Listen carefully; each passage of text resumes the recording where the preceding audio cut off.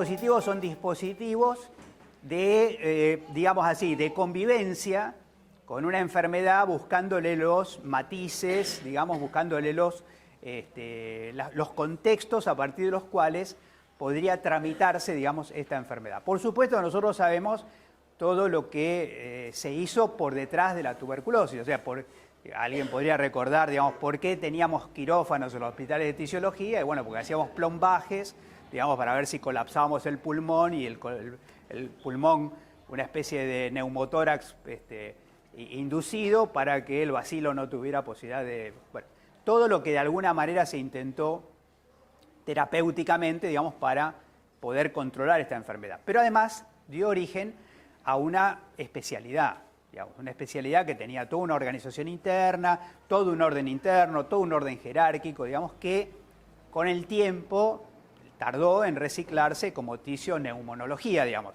Y hoy, digamos, naturalmente es más, es más pesado presentarse como neumonólogo que presentarse como tisiólogo. Pero ese encuentro, esa conexión no hay forma de competir con la televisión, quiero decirle que no. Una vez que la televisión se mueve... A mí me pasó, es una pequeña anécdota, me pasó una vez que fui a una sala enorme, gigantesca, entonces, y estaba dando una charla en un lugar. Como era tan grande, había una pantalla de televisión para una parte del auditorio. Pero los del medio, digamos, yo quería seducirlos para que me miren a mí, pero miraban la pantalla. Digamos, entonces yo decía, digamos, o sea, estaba compitiendo con la misma imagen mía en la pantalla. La gente prefiere la pantalla. En este marco, lo que les estaba contando es que tenemos un momento áspero en la década de los 70 entre estas novedades que desembarcaban naturalmente en Argentina de la mano de los dos institutos de epidemiología, del de Mar del Plata y el de Recreo en ese momento en Santa Fe, que traía toda la fuerza de la OMS, pero no solamente la OMS venía a la Argentina, sino el pensamiento programático de la Argentina iba a la OMS, porque justamente mencionaba el caso del fundador del INE Mar del Plata, de Pío, digamos, que pasa a ser director de tuberculosis de la OMS. Entonces, aparece, y yo quiero decir cómo se traducía esto concretamente para contarles, digamos, cómo vivimos esto en un hospital del interior, digamos. Yo llegaba en ese momento como pediatra y te decían con cierto entusiasmo con el tema de la educación para la salud. Entonces, las maestras te pedían que vayas a la escuela, que des charla, qué sé yo, y siempre aparecía tuberculosis, digamos. Entonces vos ibas y decías, la tuberculosis es curable, ¿no? Después volví a mi hospital y no había un solo alta. O sea, la tuberculosis es curable, pero no hay altas, digamos. Entonces era como una contradicción, digamos, si es curable y cómo no hay altas, digamos, ¿no? Porque la inseguridad clínica decía que por las dudas, vos tenías pacientes, digamos, 5 años, 6 años, 7 años tratados, ¿no? Cuando llega el programa, en la fase 1 del programa, aparece algo para los perezosos en pensar epidemiología, digamos, que era maravilloso, digamos. Como el tratamiento duraba un año, tratamiento supervisado de tuberculosis duraba un año, la incidencia y la prevalencia eran iguales. O sea, por primera vez no tenías que hacer cálculos en la cabeza, digamos. ¿Por qué? Pues, digamos, porque si la incidencia son todos los casos nuevos de un año, digamos, y la prevalencia son todos los casos que hay en un año, digamos, entonces la incidencia y la prevalencia eran iguales, ¿no?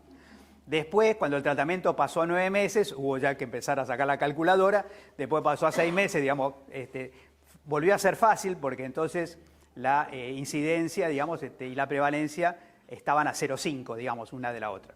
Bueno, les voy dando una idea de que en ese momento, por primera vez, teníamos algo legítimo que decir, había altas. O sea, la norma decía, digamos, si usted tiene un tratamiento supervisado completo, terminó, digamos, alta. Digamos, ¿no? Por supuesto, la baciloscopía se negativizaba mucho antes, digamos. Y empieza a aparecer algo que nos empezó a dar como un sentido común, digamos, algo que viene ya de la época de Nightingale, digamos, el orden salva vidas, digamos, el orden salva vidas. ¿Y qué era el orden, digamos? El orden era, que empezaba a haber buenos registros, que vinieras por lo que vinieras, aunque vinieras a odontología, digamos, si tenías más de una semana tosiendo, te iban a hacer una baciloscopía, digamos. Entonces, digamos, ya tenías, digamos, todo el sistema preparado para que un hospital general, digamos, venía quien viniera por lo que viniera, digamos, tenía más de una semana de tos productiva, ¡poc!, digamos. Y llegó un momento dado en que eso se traslada a agentes sanitarios, estamos hablando de personas con primaria completa, con un curso de 40 días, digamos, y esos agentes sanitarios hacían tratamiento supervisado y empezaban a tener más altas que todas las que habíamos tenido en el hospital en toda la historia, cuando lo manejábamos, digamos, con tisiólogos. ¿Se entiende? Digamos, o sea, entonces empieza a aparecer algo donde, digamos, podríamos decir así, salimos de los 70 con cierta sensación de que, ¿sabes qué? La tuberculosis fue. Olvídate, digamos. Este ya no es un problema de la salud pública, digamos. Queda la tuberculosis residual, digamos. Queda lo poquitito que falta para terminar con ella, digamos, ocupémonos de otras cosas. ¿Sí?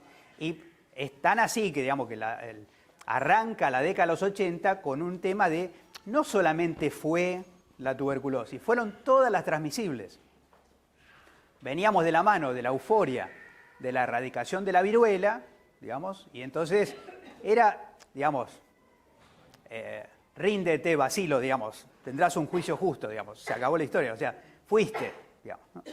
Claro, después la historia muestra que no fuiste nada, digamos, o sea, lo que fuimos somos nosotros, digamos, porque una vez que los programas no aprovecharon el envión, digamos, para arrinconar efectivamente la problemática, digamos, y se produce el efecto resorte, digamos, luego del efecto resorte, digamos, la tuberculosis vuelve, ¿sí? Y es verdaderamente impactante, porque vuelve en contextos diferentes. O sea, cuando hablábamos de la explicación de la tuberculosis, todos sabemos la historia, digamos, el problema de, digamos, no escupir en el suelo. No escupir en el suelo llegó a ser política pública, llegó a haber carteles, edictos. Escupir en el suelo era, literalmente hablando, ser un criminal, ¿no? O sea, usted es un criminal, acaba de escupir en el suelo. Si además encima, digamos, escupías en un piso de tierra, digamos, después, digamos, y barrías en vez de regar, digamos, entonces el bacilo volaba por todos lados, digamos, y ahí aparecía, ¿no? Todo eso lo hemos aprendido, digamos, y ahora lo tenés en contextos diferentes, donde para ir haciendo los recortes para que sea eficaz tu búsqueda, digamos, ya entonces empezás a buscar otros criterios, digamos, ¿no? Y por supuesto, ahí aparece también, digamos, el tema de la población migrante, específicamente la población boliviana, digamos, lo cual, por un lado, te da mucho rédito en términos de detección y al mismo tiempo, digamos, también te suma a los fenómenos de estigmatización, digamos, que se hace con respecto a la población boliviana. Entonces, en ese fenómeno, que luego tiene que ver también con una transacción, una cosa muy interesante. Mientras que para la Argentina, digamos, que una persona venga de Bolivia, digamos, le sube el riesgo, como los bolivianos van y vienen, digamos, los bolivianos que vienen de Argentina, en Bolivia, digamos, son sospechosos de HIV. ¿Sí? Es decir, digamos, podríamos decir así, tenemos un intercambio comercial, digamos, con Bolivia, digamos, donde importamos tuberculosis y exportamos HIV, ¿no? Mirá qué negocio, digamos. Entonces, y por supuesto, todos saben que ahí comienza una historia nueva. Porque el HIV, digamos, que concretamente no es una enfermedad, digamos, es todo un complejo nuevo, que es un proceso debilitante del sistema inmunológico que viene ahora a agravar todo lo anterior, digamos. Y dentro de eso, esa enfermedad social, digamos, empieza a entrar en contacto con la nueva problemática, digamos, que es la resistencia antimicrobiana. Yo lo decía un poco en broma, digamos, pasar de la enfermedad social a la resistencia, pero en realidad cuando uno dice la resistencia sabe que está hablando de una categoría política en la Argentina, digamos. Pero ahora estamos con la resistencia antimicrobiana, digamos. La resistencia antimicrobiana, digamos, es un fenómeno, Para empezar, es un fenómeno absolutamente incomprensible para el sector salud. Uno puede decir, ¿cómo? Todos sabemos de esto. Sí, todos sabemos de esto, pero no del origen. Y entonces circula la versión culpabilizante. La versión culpabilizante es, estamos dando antibióticos de más. ¿Sí? Estamos gastando antibióticos en cosas que no son, ¿no? Así que, digamos, podríamos decir así, cada enfermedad viral que vos das un antibiótico, estás contribuyendo a la resistencia antimicrobiana, ¿no? Entonces, todo pasa a una especie de discurso endogámico, digamos, nosotros con nosotros, así que nosotros tenemos un problema que nosotros mismos hemos generado. Podríamos decir así, ¿no? La automedicación, la medicación innecesaria con antibióticos, no organizar la prelación de un antibiótico en relación al tema de, digamos, ni siquiera hay conciencia médica, digamos, de cuáles son las trincheras que tenés que usar en términos de antibióticos, o sea, cuáles son las de primera línea, segunda línea, tercera línea, y cuando vas a la de tercera, cuarta línea, resulta que se está usando para anginas, digamos, ¿no? Entonces, digamos, podríamos decir, nosotros somos culpables, ¿no? Y eso hace también que miremos para otro lado, porque, bueno, digamos, no vamos a poner arriba de la mesa algo de lo cual a su vez somos culpables. Hasta que nos enteramos, digamos, que los antibióticos se usan masivamente para el engorde de animales de consumo. ¿Sí? Se trata de una historia rara, digamos, hace algún tiempo en Estados Unidos, digamos, había una búsqueda de vitaminas que fueran capaces de estimular un crecimiento mayor en los animales de consumo. Básicamente aves primero, que es más fácil experimentar porque tienen una vida más corta. Entonces, cuando empiezan ese juego, un laboratorio, el laboratorio Lederle, digamos, dice, bueno, pero ¿de dónde vas a sacar vitaminas baratas, digamos? Entonces, buscando vitaminas baratas por el mundo, que no hay, digamos, entonces apareció un residuo que tenía Lederle, que era el residuo de los tanques de producción de tetraciclina. ¿Sí? Ustedes saben que los antibióticos original son parte de una guerra bacteriológica, que nosotros microbiológica, que nosotros nos aprovechamos, porque el antibiótico es lo que el hongo produce para atacar a la bacteria. ¿Sí? O sea que nos pusimos del lado de los hongos, digamos. Entonces, para eso, al principio, ¿qué hacíamos? Gigantescos tanques de fermentación, donde multiplicábamos, digamos, la producción de hongos para que produzcan el antibiótico, y después que sacabas el antibiótico te quedaba el residuo. Entonces, ese residuo era un residuo, o sea, ¿qué haces con un residuo industrial como ese? A los tipos se les ocurrió que tenía vitamina B, y entonces se lo empiezan a dar a los pollos a ver qué pasa. Y de repente empiezan a ver que los pollos con residuo de tetraciclina, ¡blup!, duplican el peso. La primera hipótesis era cierto, digamos, era un problema de la vitamina B. No. Le empiezan a dar vitamina B y los pollos no crecen. Era la tetraciclina. Desde ese entonces para acá, no hay producción cárnica, digamos, de bovino hasta el salmón, no hay producción cárnica mega industrial que no sea con antibióticos. ¿Sí? Es más, algunos dicen que la industria alimentaria nace por los antibióticos. O sea, nadie había visto el negocio, así como el agronegocio tiene que ver con el glifosato, digamos, la mega producción cárnica, vuelvo, pollos, cerdos, vacas, salmón, digamos, todo con antibióticos. Un kilo de carne en España tiene 250 miligramos de antibiótico. ¿Sí? Promedio, digamos, de la mitad de los antibióticos en Estados Unidos se dedican para la producción cárnica. ¿Sí? La mitad, o sea, de todo lo que se produce.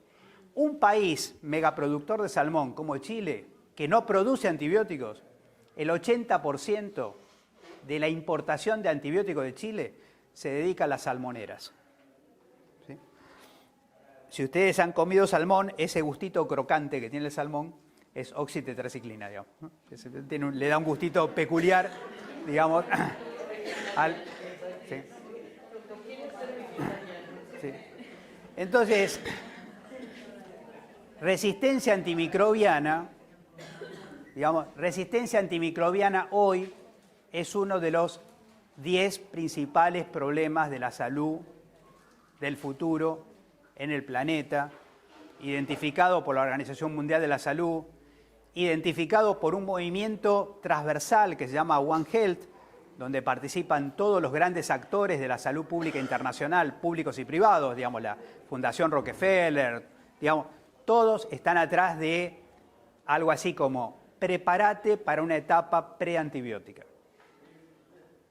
Prepárate para una etapa preantibiótica. Y justamente cuando la OMS habla de prepárate para una etapa preantibiótica, en ese momento, digamos, al mismo tiempo se le ocurre decir fin de la tuberculosis. ¡Qué buena idea! ¿Cómo no se nos ocurrió antes, digamos? Fin de la tuberculosis. ¿Con qué? Y hay algo que a nosotros nos cuesta entender, digamos, en el mundo de los antibióticos, es que los antibióticos, la generación de antibióticos que se produce tiene una vida útil promedio, digamos, de aproximadamente 10 a 15 años. O sea, en 15 años las bacterias aprendieron a defenderse de ese antibiótico. ¿Sí? Entonces, la única forma de ganar esta batalla es seguir innovando en antibióticos. Resulta que a los laboratorios ya no les interesa innovar en antibióticos. ¿Sí? No es una línea prioritaria de producción. Entonces, nosotros estamos usufructuando una farmacopea vieja en el mundo de los antibióticos, digamos, pues los antibióticos que tenemos son, vamos a decir así, son Renault 12, digamos, Ford Falcon, ¿no? Ciamditela, digamos, esos son los antibióticos que tenemos, ¿no? Streptomicina, penicilina. Entonces, por supuesto que, digamos, ahí aparece el tema de la tuberculosis multi y ultra resistente, de la cual ustedes, por supuesto, saben mucho más que yo. Pero les puedo decir algunas cosas que están circulando por los organismos internacionales, digamos. Porque esto ahora forma parte de la agenda del Fondo Mundial, digamos. El Fondo Mundial, ustedes saben que, digamos, ha aparecido un gran problema y ha aparecido una gran solución. El gran problema es, tenemos medicamentos eficaces. Tenemos una buena noticia y una mala, digamos. Tenemos medicamentos eficaces, es la buena noticia. La mala noticia es que no son para vos, digamos, ¿no? Entonces, para que sean para vos y para que el negocio se expanda, nace el Fondo Mundial, que por supuesto nace primariamente para HIV, porque ustedes saben que hay países donde el HIV no se estudia porque no se lo puede tratar. ¿Sí? O sea, hay países de África que tienen alta prevalencia de HIV, donde éticamente se considera que lo único ético que se puede hacer es no estudiarlo. Porque si lo estudias y lo detectás y después no lo podés tratar, entonces estás agravando la situación. Eso está pasando hoy en el mundo. Y hay países de África donde el 100% de la medicación que sí se trata viene de la filantropía internacional. 100%, todo. O sea, no hay un solo antirretroviral que no venga de ahí. Médicos Sin Fronteras tiene un código de ética, y el código de ética de Médicos Sin Fronteras es que si vos diagnosticás tuberculosis, no la tratás. Porque como Médicos Sin Fronteras tiene una acción humanitaria de alcance rápido, digamos, entrada rápida, salida rápida, no tenés derecho a trabajar en diagnóstico de tuberculosis porque nadie lo va a tratar, y si empezás a tratarlo y después lo dejás de tratar, va a multiplicar la chance de tuberculosis multiresistente. Es solamente para decirle en qué planeta vivimos, digamos, para tener una idea que al final, dentro de todo, parece que tenemos la vaca atada comparado con, ¿sí? La vaca atada hasta cierto punto, porque digamos, recién veníamos revisando un poquito las estadísticas, digamos. ¿Cómo no es tapa de los diarios? Bueno, la tapa de los diarios de Argentina ya ha sido motivo de demasiado estudio como para que le diga por qué, digamos, los diarios no sirven para descubrir la realidad, sino para cubrirla, digamos. El hecho de que vos tomes, digamos, que la Cava sea cuarta jurisdicción en tuberculosis en el país, en términos de incidencia, o peor aún, digamos, que 2 comunas de la Cava estén intercaladas entre los 10 municipios de mayor riesgo de toda la Argentina, contrastando con Formosa y con Jujuy, digamos, ya te está indicando que en tuberculosis, digamos, está todo medio pata para arriba. Pero así todo tenés expectativa de control. Ahora, fin de la tuberculosis es otra cosa. Para que ustedes se den una idea, digamos, el proceso fin de la viruela en 10 años gastó más que en 60 años de control. O sea, la erradicación, digamos, es 6 veces más cara que el control. ¿Sí? Así que, digamos, o la OMS enloqueció o tienen guardado un dinero que nadie sabe dónde lo va a sacar, digamos, porque fin de la tuberculosis, digamos, no es seguir haciendo bien las cosas, ¿sí? Es multiplicar por 6 los esfuerzos para llegar al fin de. Y si un país como la Argentina, con desarrollo intermedio, no lo puede, casi no la puede controlar, imagínate vos, digamos, los países que están como fuera de control. Ahora, en ese marco, el bacilo aprendió. El bacilo aprendió. Y parece que aprende más rápido que nosotros, digamos. Y eso genera, digamos, resistencia a drogas que parecían imbatibles, digamos. Recuerden un poco la rifampicina, digamos. La rifampicina era la bala de plata, digamos, ¿no? Tener rifampicina, además, digamos, qué bueno la rifampicina que andaba, que no atraviesa la barrera hematoencefálica, que además encima si querés controlar, digamos, le controlás la orina, digamos, porque si la orina viene colorada, sabés que lo está tomando, digamos. Maravilloso, la rifampicina era, digamos, la reforma agraria. ¿Sí? Y ahora el bacilo aprendió a resistir a la rifampicina. Grande el bacilo, digamos. O sea, digamos, más respeto con el bacilo, digamos, que tenemos en este momento porque aprende rápido, digamos. ¿Y qué es lo que está pasando en este momento? Lo que está pasando en este momento es que la tecnología, digamos, está moviéndose.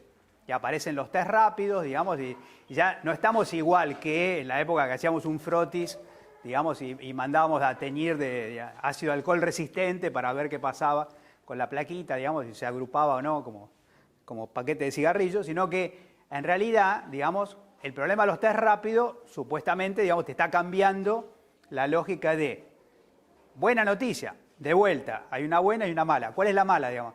Estamos usando los test rápidos para control de aduana, control de migración, digamos, y tenemos en América Latina, los países limítrofes con Venezuela están usando los test rápidos para discriminar quién entra y quién no entra de la población venezolana que está saliendo de Venezuela.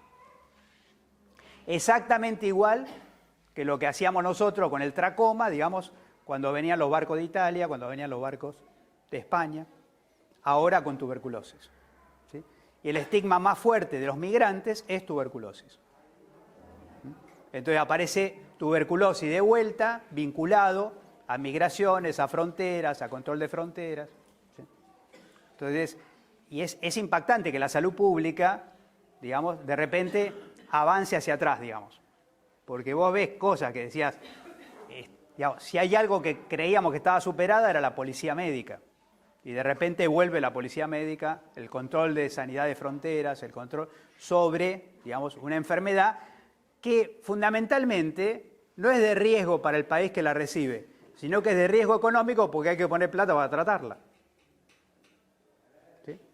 Así que hay algunos países de la región andina, digamos, cercanos a Venezuela, si el paciente entró y la tuberculosis se detecta en el país de recepción, resulta que no tiene derecho al tratamiento. Digamos, lo cual es muy inteligente, pues imagínense ustedes a su vez cómo ese paciente va a producir una oleada de pacientes nuevos. Bueno, este tipo de situaciones está pasando ahora. Se ha generado una reunión, no estoy hablando periodísticamente hablando, estamos participando específicamente de una reunión donde empieza a aparecer un fenómeno nuevo, y ese fenómeno nuevo son los laboratorios para tuberculosis ultrarresistente.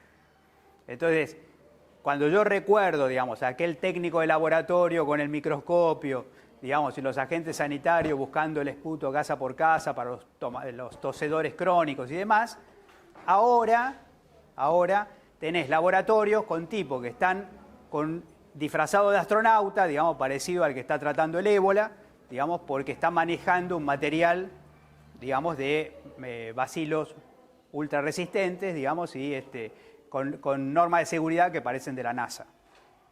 ¿Sí? Entonces, digamos, digamos, es impresionante. Quizá sea muy difícil encontrar una enfermedad que haya cambiado tanto en tan poco tiempo, digamos. O sea, de boquitas pintadas a un laboratorio de ultraseguridad. Y como los laboratorios de ultraseguridad son carísimos, ni siquiera podemos tener uno por país. Como no tenemos uno por país, digamos, tenemos apenas 4 laboratorios en toda América Latina, uno de ellos, afortunadamente, en Argentina. Entonces, Argentina se vuelve un nodo internacional para diagnóstico de tuberculosis ultrarresistente, digamos, donde está circulando, digamos, está moviéndose por aerolíneas, digamos, muestras que están viniendo de otros países de América Latina para diagnosticar tuberculosis ultrarresistente.